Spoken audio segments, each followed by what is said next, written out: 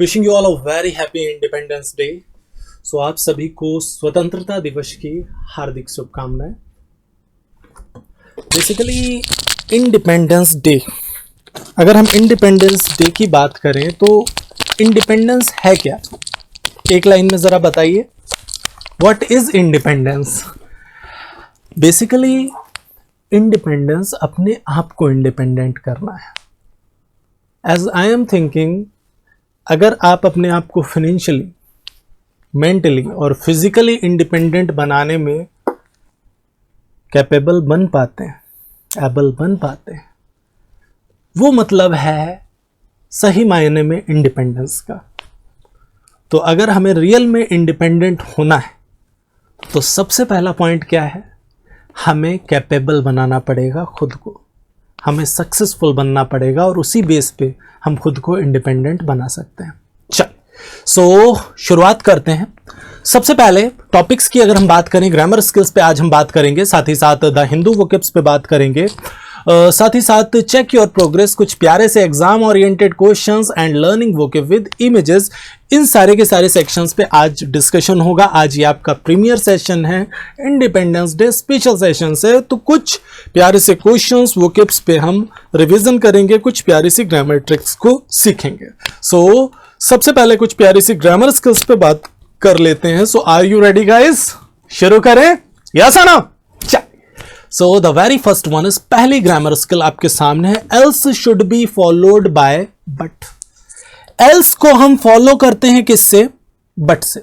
Else को हम follow करते हैं बस किससे? बट से। मतलब कहने का मतलब यह है कि एल्स के बाद ज्यादातर क्या होता है, एल्स के बाद आपको देन मिल जाता है। मतलब स्टेटमेंट जो है कहीं ना कहीं कंपैरिजन का सेंस दे रहा होता है, एल्स के बाद आपको देन मिल जाता है, जो बिल्कुल गलत है। Else is always followed by what? But. Else हमेशा फॉलो करेगा किससे? बट से फॉलो करेगा। ये चीज आपको दिमाग में बिठा के रखनी है अच्छे से, ठीक है? जैसे कुछ स्टेटमेंट्स हैं आपके सामने, स्टेटमेंट से ही समझते हैं। It is nothing else than pride, पहला स्टेटमेंट है। अगला है, Rohit has no one else to talk to except his wife. फटाफट देखिए क्या बीमारी है और करेक्ट करिए स्टेटमेंट्स को। फटाफट चैट बॉक्स में बताइए क्या स्ट्रक्चर होना चाहिए। Your time starts now.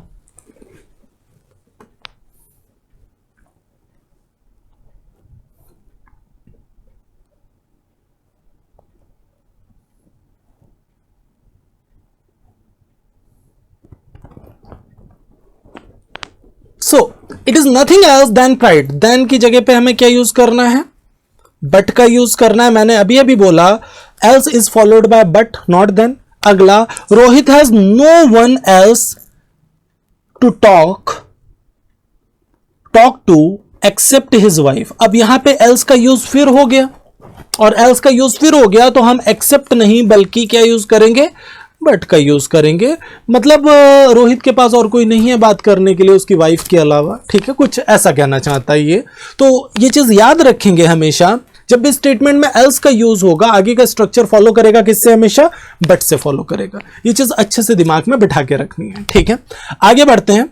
अगली ग्रामर ट्रिक हमारे सामने है, as if is used to convey the sense of pretension. When as if is used in this sense, were is used in all cases, even with third person singular. देखो, as if का use हम pretension के लिए करते हैं। Pretension मतलब एक type से दिखावा होता है। अगर हम प्रेटेंशन को डिनोट करें तो कहीं ना कहीं वो दिखावे को डिनोट करता है, प्रिटेंड करना किसी चीज को, इससे आप रिलेट कर सकते हैं प्रेटेंशन को, ठीक है? तो जब भी हम एज इफ का यूज करते हैं तो ये सेंस रखता है किसका? प्रिटेंशन का सेंस रखता है, ठीक है? अब जब भी इसका यूज होता है तो याद रखना हमेशा वर का ही यूज करते हैं। किसी भी सब्जेक्ट के साथ, आई के साथ भी वर आ जाएगा, थर्ड पर्सन सिंगुलर मतलब ही और शी के साथ भी वर आ जाएगा। ये चीज दिमाग में रखनी है, ठीक है? अब कैसे, देखिए जरा एक बार। कुछ स्टेटमेंट्स है हमारे सामने, he behaves as if he was a king. अगला, she orders as if she was the owner of the company. दोनों स्टेटमेंट्स को देखिए और बताइए क्या बीमारी है। Your time starts now. As if का यूज कैसे करें? जैसे कि के सेंस में, हाँ?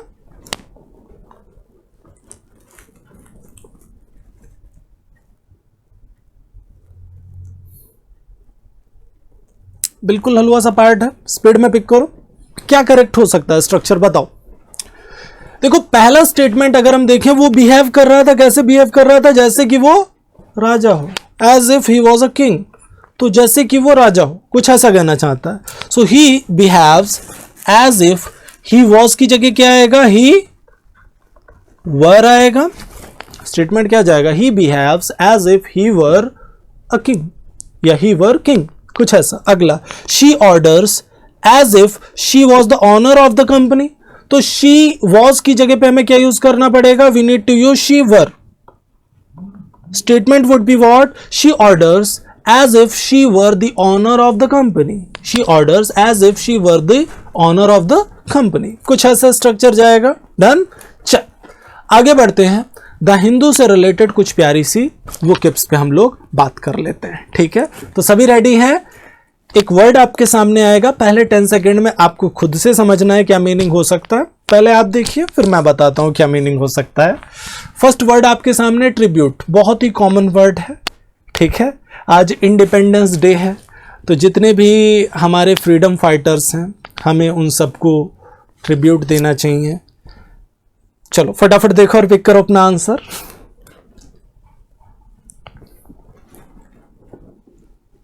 क्या हो सकता है ट्रिब्यूट का मीनिंग? ओके, तो ट्रिब्यूट मीन्स श्रद्धांजलि। ट्रिब्यूट एक नाउन है और ट्रिब्यूट क्या है, श्रद्धांजलि है। एक्वलेट से डिनोट कर सकते हैं, प्रेज हो गया, कमेंडेशन हो गया, ये सब इसके सिनोनिम्स हो गए। क्रिटिसिज्म, आलोचना करना, क्रिटिसाइज करना से रिलेट कर रहा है, ये इसका एंटोनिम हो गया। अगला अगर हम देखें एक्विटल, एक्विटल वर्ड का मीनिंग क्या हो सकता है, देखिए फटाफट। एक्विटल मीन्स व्हाट, कैसे रिलेट कर सकते हैं एक्विटल को, क्या इमेज बन रही है? Your time starts now. Acquittal means what? Okay, so acquittal word को अगर हम डिनोट करें तो एक्विटल एक, इसका मतलब है एक्विट करना, मतलब दोष मुक्त करना किसी को। एक्विटल एक नाउन है, दैट मीन्स दोष मुक्त करना। तो एब्सोल्यूशन हो गया, क्लियरिंग हो गया, सेनोरेशन हो गया, ये सब इसके सैनोनिम्स हो गए। एंटोनिम्स की बात करें तो हम कन्विक्शन हो गया, दोषारोपण करना, ठीक है, दोष लगाना, कुछ ऐसे आप डिनोट कर सकते हैं। Next one, undesirable. फटाफट देखिए, अनडिजरेबल को हम अगर डिनोट करें क्या मीनिंग हो सकता है इसका, फटाफट देखिए और पिक करिए। Your time starts now. Desirable का ही अपोजिट होगा ना अनडिजरेबल। चल देखिए फटाफट, देखो अनडिजरेबल को अगर हम डिनोट करें, ये एक एडजेक्टिव है, बताते रहो सभी। इसका मतलब होता है अवांछनीय, जिसकी डिजायर नहीं है, इच्छा नहीं है, आशा नहीं है, उम्मीद नहीं है। अनप्लीजेंट से डिनोट कर सकते हैं, डिसअग्रीबल हो गया, नेस्टी हो गया, ये सब इसके सिनोनिम्स हो गया। डिजायरेबल ये हो गया इसका एंटोनिम, ठीक है। Next one, slightly. स्लाइटली अभी आर्टिकल में पढ़ा था हमने कल के ही, ठीक है। स्लाइटली मीन्स व्हाट, स्लाइटली का मीनिंग क्या हो सकता है, इसका सिनोनिम एंटोनिम क्या हो सकता है, फटाफट देखिए और पिक करिए अपना answer. Your time starts now.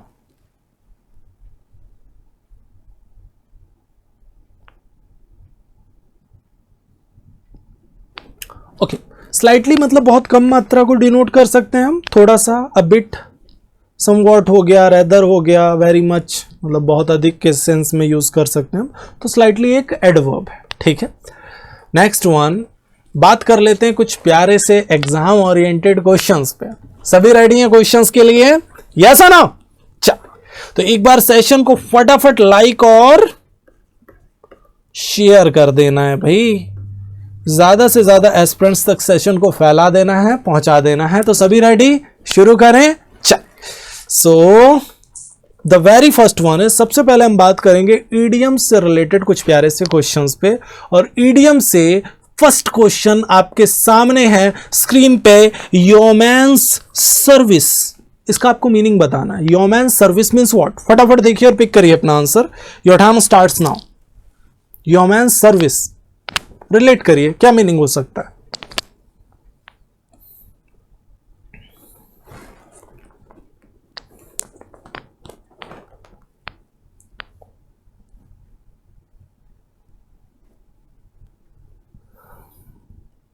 देखो ह्यूमन सर्विस को अगर हम डिनोट करें तो इसका मतलब होता है एक्सीलेंट वर्क।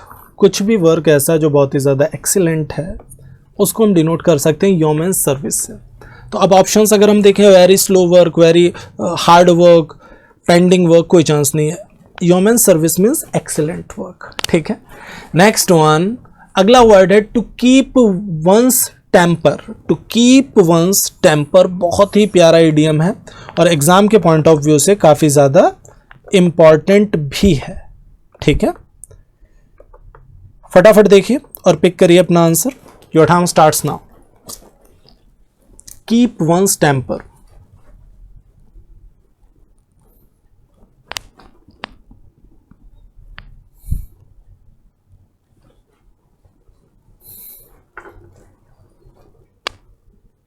Very good. ठीक है, तो अगर हम देखें कीप वंस टेम्पर मतलब to be in good mood, नाराज ना होना, एक टाइप से अच्छे मूड को बनाए रखना। हाँ, कुछ ऐसे आप डिनोट कर सकते हैं। टू बिकम हंग्री, बहुत ज़्यादा भूखा होना, कोई चांस नहीं है। टू प्रिजर्व वंस एनर्जी मतलब अपनी एनर्जी को बचाना, कुछ ऐसे। अलूफ फ्रॉम, किसी चीज़ से अलग होना, पृथक होना, नन ऑफ दिस, कोई चांस नहीं है। आंसर आपका सी पार्ट जाएगा।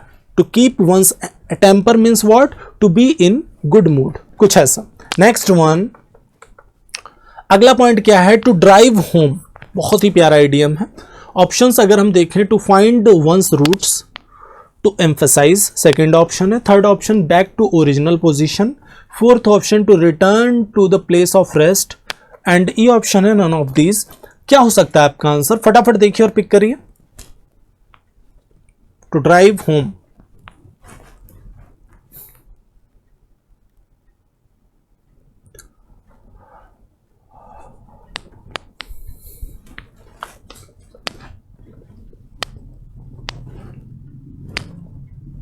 बिल्कुल हलवा सा क्वेश्चन है।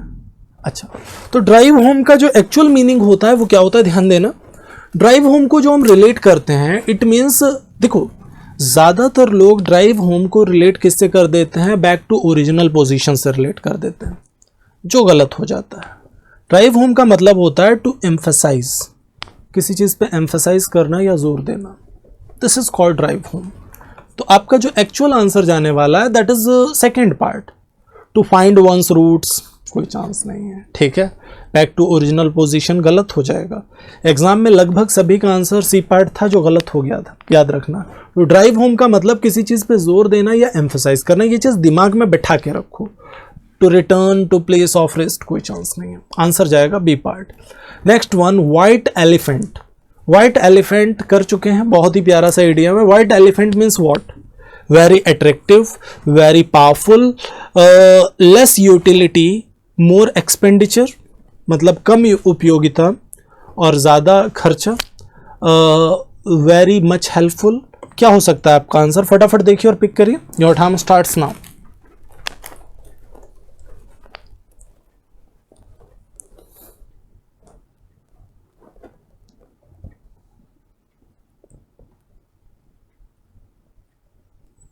बिल्कुल हलवा सा है।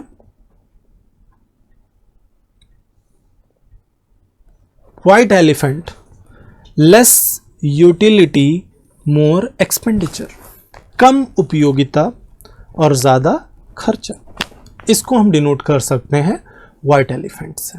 ठीक है, तो कुछ भी ऐसा जैसे किसी की कार है वो खड़ी रहती है, बस 1 महीने के बाद उसमें सर्विस हो जाती है, खड़ी रहती है, तो उसकी यूटिलिटी कम है, उपयोगिता कम है और एक्सपेंडिचर ज़्यादा है।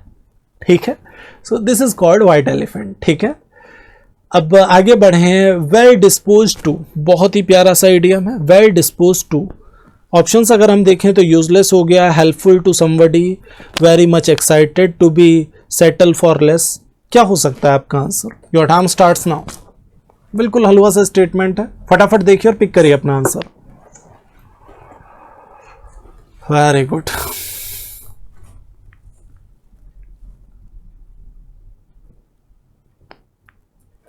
ओके,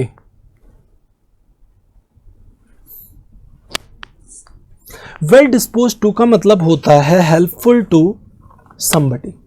वेल डिस्पोज टू का सीधा सीधा मीनिंग होता है हेल्पफुल टू समबडी। अब useless, very much excited, to be settle for less, कोई चांस नहीं, आंसर जाएगा आपका B part. B part would be the correct answer, ठीक है। So one is always well dispose to those who are honest and hard working, ठीक है। इसका ये एग्जाम्पल हो सकता है, आप यूज कर सकते हैं इसको इस तरह से इस स्टेटमेंट में। Next one, stand in good stead, बहुत ही प्यारा आइडियम है। Stand in good stead means what? फटाफट देखिए और पिक करिए अपना answer. Your time starts now. Stand in good stead क्या हो सकता है मीनिंग?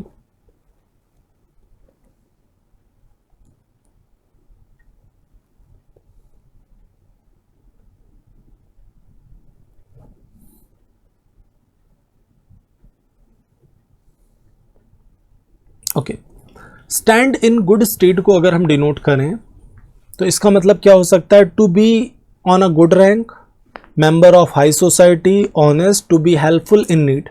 तो स्टैंड इन गुड स्टेट का बिल्कुल यही मीनिंग होगा आपका। Very good, well done everyone. To be helpful in need, to be helpful in need. अब to be on a good rank कोई चांस नहीं है, members of high society, honest, आपका जो एक्चुअल आंसर जाएगा that would B D part. Next one, set people by ears. Set people by ears बहुत ही प्यारा इडियम है, एग्जाम के लिए मोस्ट इंपॉर्टेंट इडियम्स में से एक है। फटाफट देखिए और पिक करिए अपना answer. Your time starts now. Set people by ears क्या हो सकता है मीनिंग?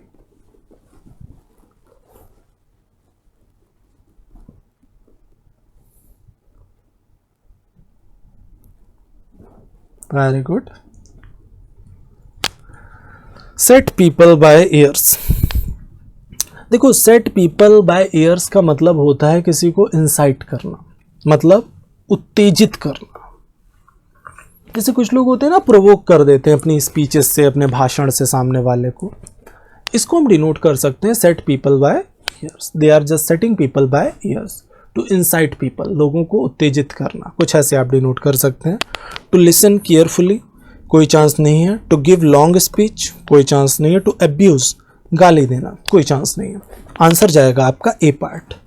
देख लेते हैं एक बार आंसर, ठीक है। सो एग्जाम्पल भी आपको दिया है, few people set people by ears for their own benefit. कुछ लोग क्या करते हैं, दूसरों को प्रवोक करते हैं अपने खुद के बेनिफिट के लिए, ठीक है। जैसे टेररिस्ट्स को आप रिलेट कर सकते हैं। वो क्या करते हैं, दूसरों को क्या करते हैं, उत्तेजित करते हैं, प्रवोक करते हैं, उकसाते हैं। किस चीज़ के लिए? अपने खुद के फायदे के लिए, ठीक है।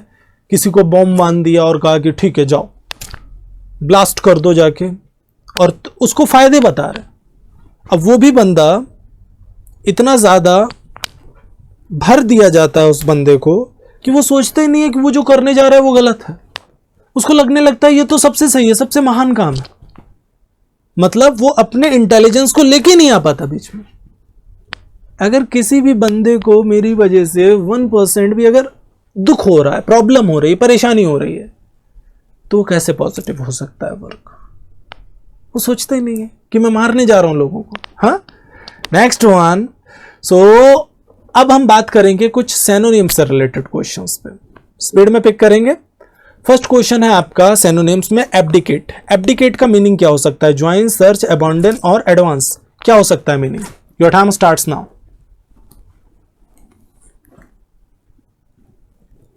सेशन को लाइक और शेयर करते चलो भाई। हर एस्पिरेंट तक इंडिया के ये सेशन पहुंचाना है, ये आपकी जिम्मेदारी। तो एब्डिकेट मीन्स होता है छोड़ना या त्यागना। अब ज्वाइन, सर्च, एडवांस मतलब समृद्ध करना। आपका जो एक्चुअल आंसर जाएगा वो अबंडन ही जाएगा ना। अबंडन मीन्स भी छोड़ना या त्यागना होता है, ठीक है। So very good. Next one, absolute. और एब्सोल्यूट का मीनिंग क्या हो सकता है? डिवीजन, कंप्लीट, स्मॉल और हाफ। फटाफट देखिए और पिक करिए अपना answer. Absolute means what?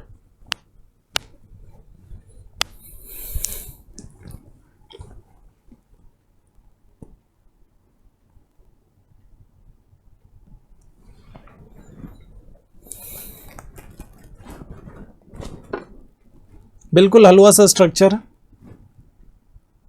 Absolute का मतलब होता है पूर्ण। तो एब्सोल्यूट को हम सीधे सीधे कंप्लीट से रिलेट कर सकते हैं। अब डिवीजन, स्मॉल, हाफ, ये सब तो गलत हो जाएंगे ना इसके मीनिंग के लिए।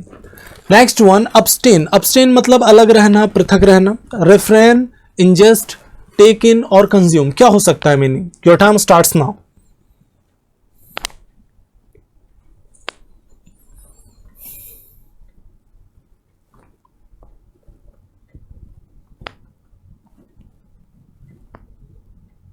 Very good. देखो अब्सटेन का मतलब होता है पृथक रहना, पृथक रहना। रेफरेन कहीं ना कहीं सेम मीनिंग देगा। इंजेस्ट बहुत ही प्यारा वर्ड है, इसका मतलब होता है निगलना, किसी भी चीज को निगलना, दैट इज इंजेस्ट। टेक इन, अंदर लाना। और कंज्यूम की बात करें अगर हम, तो फिर टेक इन जानना भी होता है, कुछ सेंसेस में टेक इन का मतलब जानना भी होता है। कंज्यूम का मतलब हो गया उपभोग करना, किसी चीज को कंज्यूम करना, उपभोग करना। स्कोर बताते रहो सभी फटाफट, कितना स्कोर किया आप सभी ने? आंसर ए पार्ट ही जाएगा।